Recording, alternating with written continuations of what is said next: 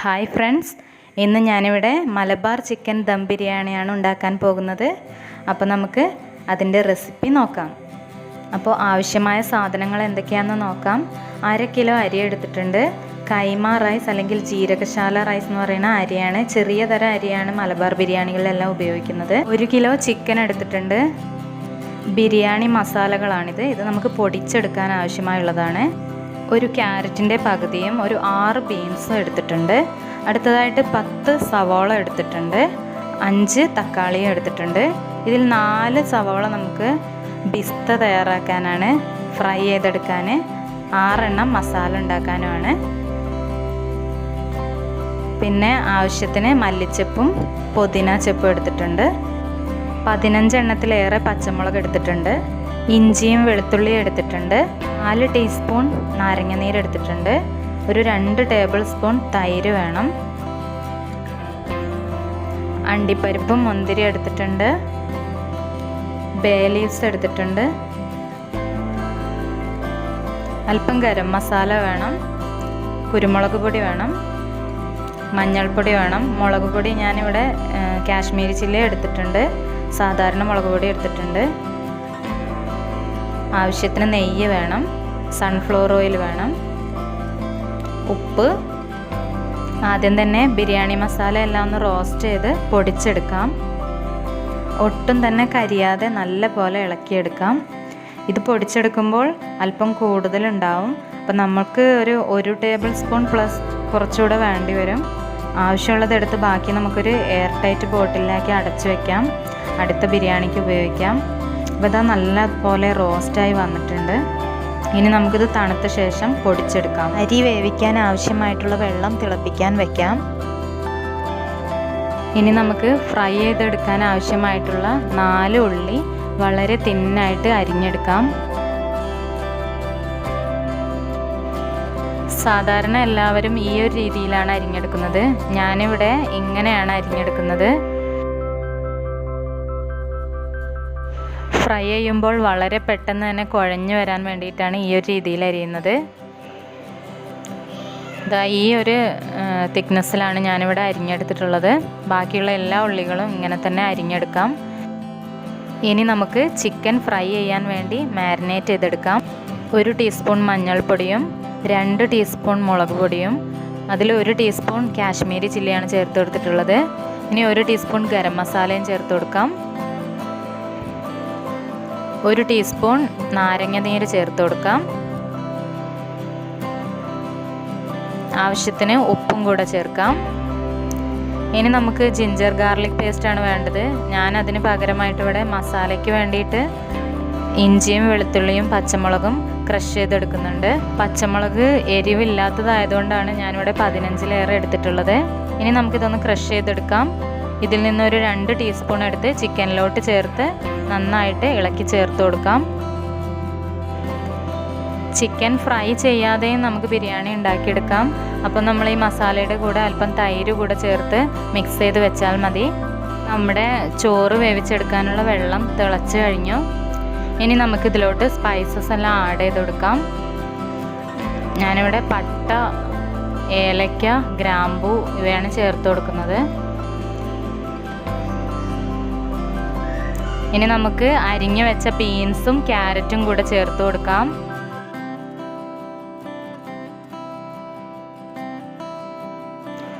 ഇനി കഴുകിയെടുത്ത അരി ചേർത്ത് കൊടുക്കാം.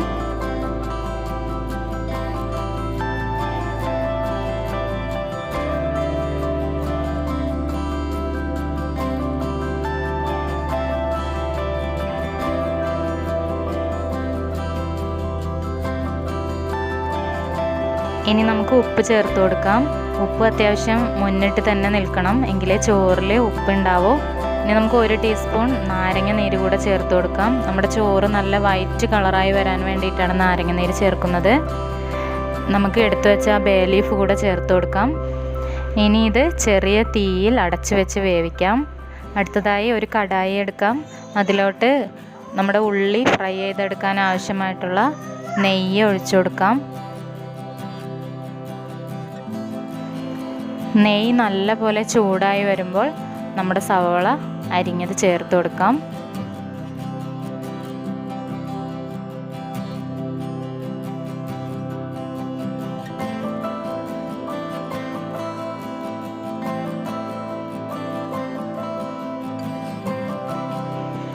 നല്ല ഒരു ഗോൾഡൻ ബ്രൗൺ കളറാകുമ്പോൾ നമുക്ക് ഈ ഉള്ളി എടുത്തു മാറ്റാം.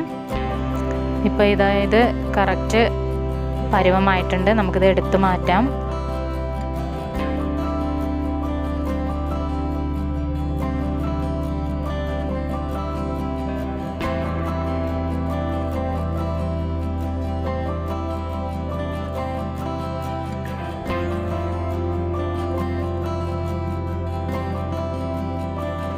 ഇനി നമുക്ക് എടുത്തു വെച്ച അണ്ടിപ്പരിപ്പ് കൂടെ ഒന്ന് വറുത്തെടുക്കാം.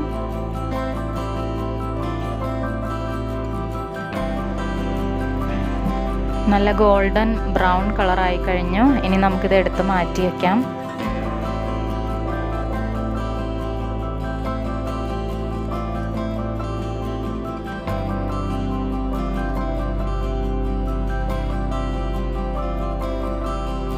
ഇനി നമുക്ക് എടുത്തു വെച്ച മുന്തിരി കൂടെ വറുത്തെടുക്കാം.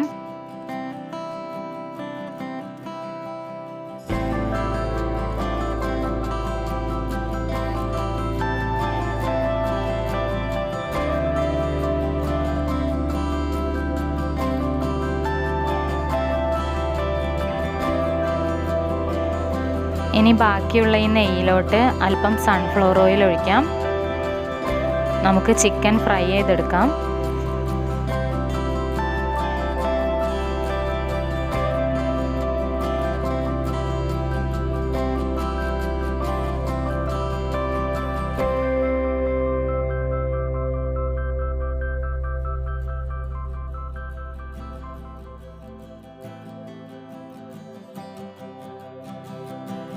ഈ ഒരു സമയം കൊണ്ട് തന്നെ നമ്മുടെ ചോറ് റെഡിയായി വന്നിട്ടുണ്ട്. ഏകദേശം 3/4 ഭാഗം വെന്താൽ മതി. ഇനി നമുക്കിത് ഊറ്റി വയ്ക്കാം.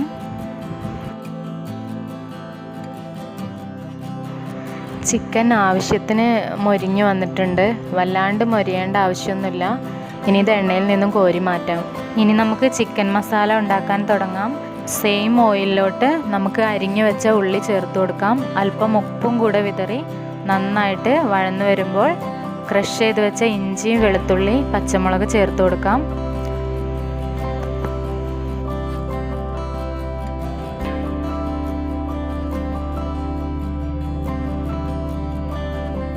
അതിൻ്റെ പച്ചക്കുത്തെല്ലാം മാറിക്കഴിഞ്ഞാൽ നമുക്ക് അരിഞ്ഞു വെച്ച തക്കാളി ചേർത്ത് കൊടുക്കാം. നന്നായിട്ട് വേവിച്ചെടുക്കണം. വേണമെങ്കിൽ അടച്ചു വെച്ച് വേവിക്കാം.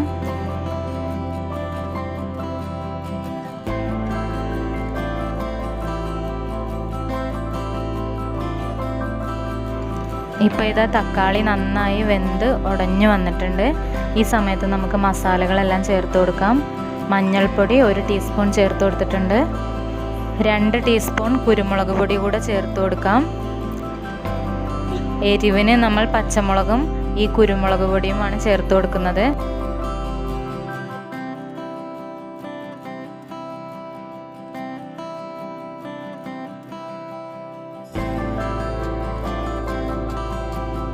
ഇനി നമുക്ക് പൊടിച്ചു വെച്ച ബിരിയാണി മസാല ചേർത്ത് കൊടുക്കാം. 1 ടേബിൾ സ്പൂണാണ് ഞാനിവിടെ ചേർത്ത് കൊടുക്കുന്നത്.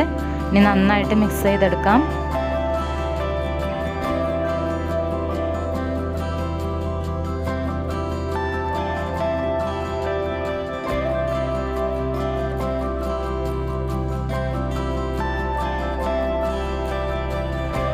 ഇനി നമുക്ക് തൈര് ചേർത്ത് കൊടുക്കാം. തൈരിൻ്റെ പുളിക്കനുസരിച്ച് കൂട്ടുകയോ കുറയ്ക്കുകയോ ചെയ്യാം. ഞാനിവിടെ 2 ടേബിൾ സ്പൂൺ ചേർത്ത് കൊടുക്കുന്നുണ്ട്. അല്പം പുളി കുറവാണ് തൈരിന്.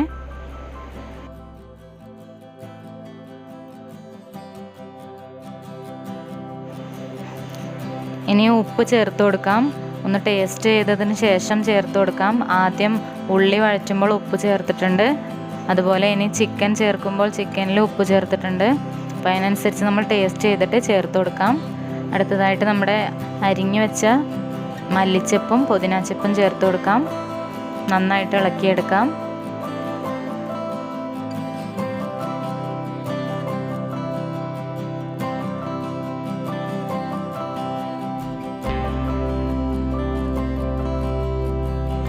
ഇനി നമുക്ക് ഫ്രൈ ചെയ്ത് വെച്ച ചിക്കൻ ചേർത്ത് കൊടുക്കാം.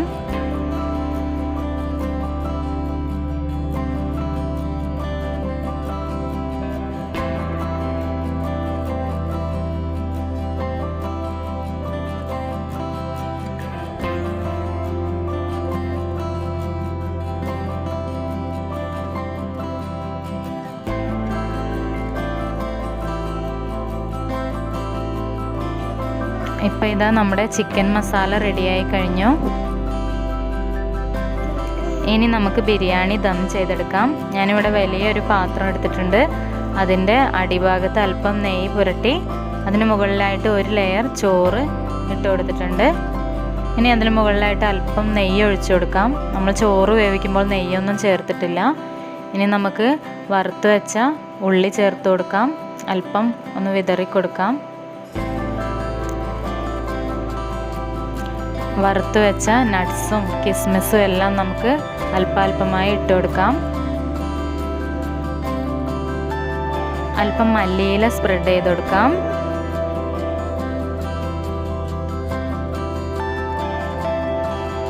അല്പം ബിരിയാണി മസാല കൂടെ ഒന്ന് സ്പ്രെഡ് ചെയ്ത് കൊടുക്കാം. ഇനി നമുക്ക് ചിക്കൻ മസാലയുടെ പകുതി ചേർത്ത് കൊടുക്കാം.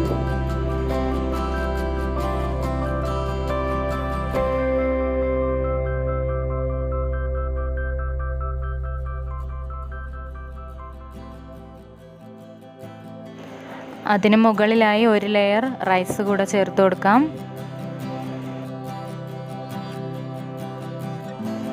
വീണ്ടും അതുപോലെ തന്നെ എല്ലാം സ്പ്രെഡ് ചെയ്ത് കൊടുക്കാം.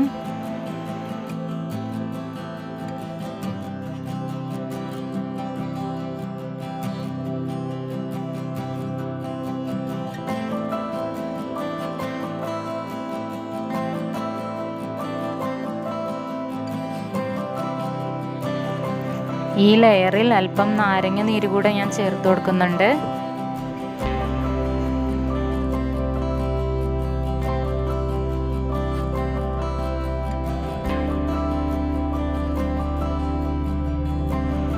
ഇനി നമുക്ക് ബാക്കിയുള്ള ചിക്കൻ മസാല മുഴുവനായി ചേർത്ത് കൊടുക്കാം. അതിന് മുകളിലായി മുഴുവൻ റൈസും ചേർത്ത് കൊടുത്തിട്ടുണ്ട്.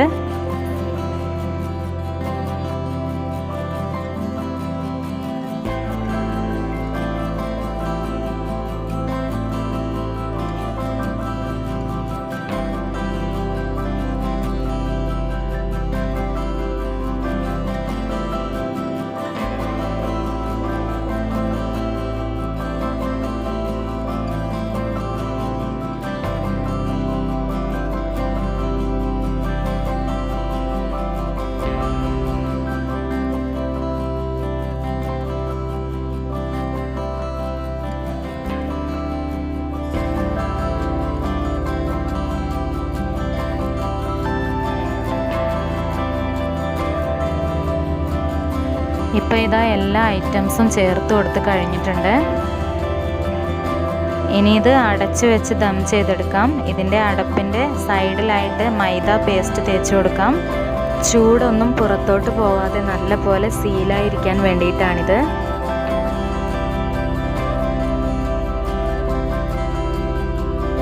ഞാനിവിടെ പഴയ ഒരു പാൻ ചൂടാക്കാൻ വെച്ചിട്ടുണ്ട്. ഇതിന് മുകളിലായിട്ട് ബിരിയാണി ദം ചെയ്തെടുക്കാം. നമ്മുടെ ബിരിയാണി പോട്ടിന് മുകളിൽ അല്പം ചൂടുവെള്ളം വെച്ചിട്ടുണ്ട്. അത് വെയിറ്റായിട്ട് വെച്ചതാണ്. ഒരു 30 മിനിറ്റ് മീഡിയം ഫ്ലെയിമിൽ ദം ചെയ്തെടുക്കാം. ഏകദേശം 30 മിനിറ്റോളം ബിരിയാണി ദം ചെയ്ത് കഴിഞ്ഞു. ഇനി നമുക്ക് ഓപ്പൺ ചെയ്ത് നോക്കാം.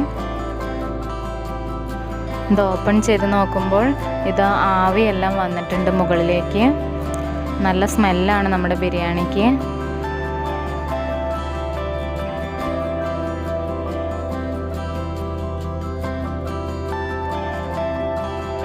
നമ്മുടെ പാത്രത്തിൻ്റെ സൈഡിൽ ഇതാ മൈദ പേസ്റ്റെല്ലാം ഹാർഡായി ഒന്ന് നിൽക്കുന്നുണ്ട്. ഇനി അതെല്ലാം ഒന്ന് എടുത്ത് കളയാം. ഇനി നമുക്ക് ബിരിയാണി സെർവിങ് പ്ലേറ്റിലേക്ക് മാറ്റാം.